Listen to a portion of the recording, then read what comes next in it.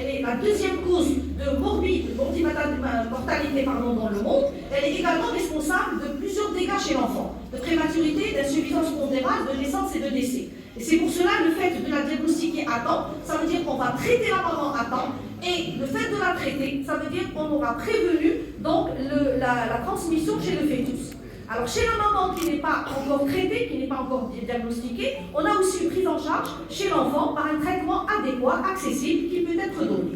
Et donc, quels sont les acquis dans notre pays pour arriver à cette stratégie de la triple élimination? On a un engagement international, interinstitutionnel avec une volonté politique de haut niveau, on a une couverture élevée des consultations prénatales dans notre pays, on a une introduction du dépistage prénatal intégré des 3 infections, donc l'hépatite B, le lancement généralisation de stratégie nationale de dépistage, et on a l'existence de référentiels, le programme national contre la lutte du VIH et ST-Sida et les hépatites virales.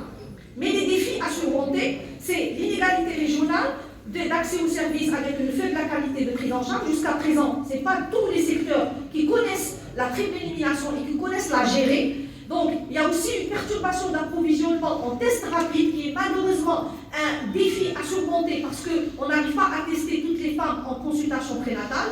On a un retard d'approvisionnement parfois en traitement et en la stigmatisation des femmes enceintes infectées par le personnel de santé jusqu'à maintenant. Et on n'arrive pas à gérer toutes les wilayas pour pouvoir prendre leurs femmes au sein de la wilaya. Et donc la maman, elle est obligée de prendre la route avec son ballon, avec sa grossesse, jusqu'à le CDR d'Oran, ou bien les autres CDR quand même des wilayas, pour être pris en charge. Alors qu'elle peut se prendre en charge normalement au niveau de l'hépatite virale B, le VIH de la syphilis, c'est une opportunité stratégique. Et bien sûr, l'Algérie, c'est parmi les pays qui peuvent éliminer cette transmission avec bien sûr tout le potentiel qu'on a.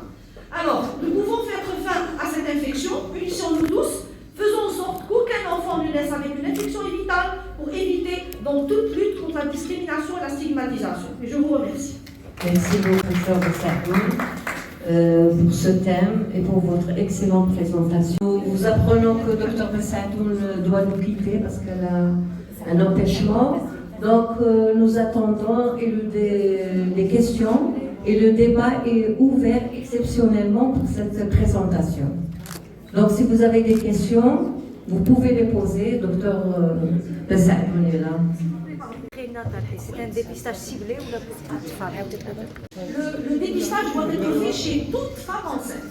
C'est un dépistage, c'est un conseil, dépistage systématique. C'est-à-dire, maintenant, à un moment donné, les sages-femmes ou bien les médecins disent que je ne peux pas lui demander une sérologie VIH si elle n'est pas d'accord. Non, actuellement, c'est un conseil, c'est vrai, mais dépistage systématique. L'important, c'est de savoir comment aborder pour être dépisté. Mais chez toute femme enceinte, sans exception. D'accord, merci.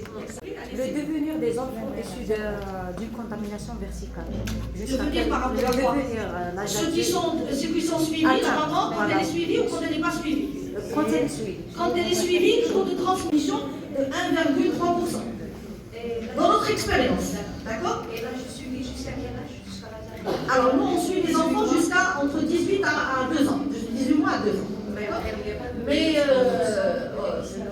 oui, si, il y a tous les CDR, les CDR de Tlemcen, pour l'Ouest, on a le CDR d'Oran, de Tlemcen et de Sidi Berkes. Ils prennent tous les femmes enceintes infectées par le VIH.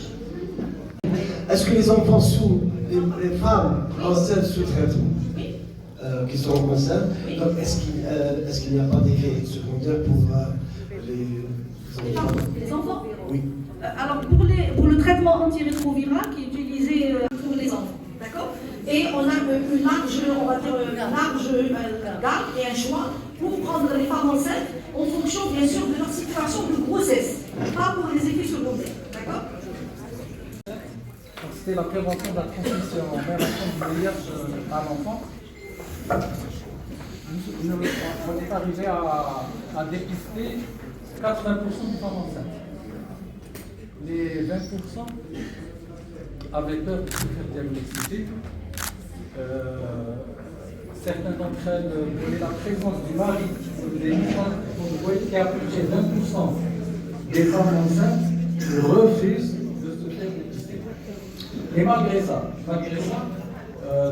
on a eu à prendre en charge 20 nouveau-nés, enfin 20 nouveau-nés, 20 femmes enceintes. Donc on a traité les femmes enceintes, l'accouchement, le traitement du nouveau-né et la sérologie à 12 mois. Donc ça a été négatif pour les 20 enfants. Donc ça a été une réussite. Et cela nous a pris 4 ans. Donc les prévisions du ministère de se dire de 2028, je ne pense pas. Donc, c'est pas évident. Ça nous a pris 20 années pour avoir pu réaliser le taux de TME à zéro. السلام عليكم. شكرا أستاذة على تقديم اللي في أحسن واضح فهمنا مليح. بصح الحاجة اللي بغيت نضيفها أستاذة هنايا الدور تاع الجينيكولوج. احنا عندنا بزاف لي فام ماشي قاعدين اللي خير جايين من برا كلشي، بصح المرأة الأولى كي تحمل الأولى اللي تعرفها هي الجينيكولوج. هنا رانا باغيين نوصلوا رسالة للجينيكولوج كي تجي مرأة هذاك باغية تحمل ولا في الدور الأول كما قلتي لي 3 بروميي موا تاع لا غروسيس دير لنا سيرولوجي. هنا لحماية المرأة ولحماية الطفل. حنا رانا ندعو دروك كاع النساء اللي في طريق الحمل او اللي في 3 موا تاع الحمل يديروا سيرولوجي. هذا لحماية الطفل. شكرا لك. Et surtout le secteur privé, c'est très important. Parce que jusqu'à présent, le secteur privé, en fait, ne l'adhère pas à 100%. Pour des raisons. Et parmi les raisons, c'est la méconnaissance. Je vous assure que la méconnaissance sur ce programme fait qu'on retarde toujours le dépistage de toute femme enceinte. Parce que croyez-moi, une femme, même si elle est illettrée, si vous lui demandez convenablement et vous lui expliquez à sa manière que c'est dans le but de protéger son enfant, elle va adhérer. Il n'y a pas une femme qui ne veut pas avoir un enfant indemne. D'accord? Qui impose aux médecins de proposer la sérologie à la femme au 3e mois. Donc c'est clair, net et précis. C'est parfois la méconnaissance, comprenez-moi. Pardon, parce qu'il y a toute femme, au tout début, elle va vers la sage-femme avant d'arriver au gynécologue. Donc les sages-femmes doivent être inscrites sur cette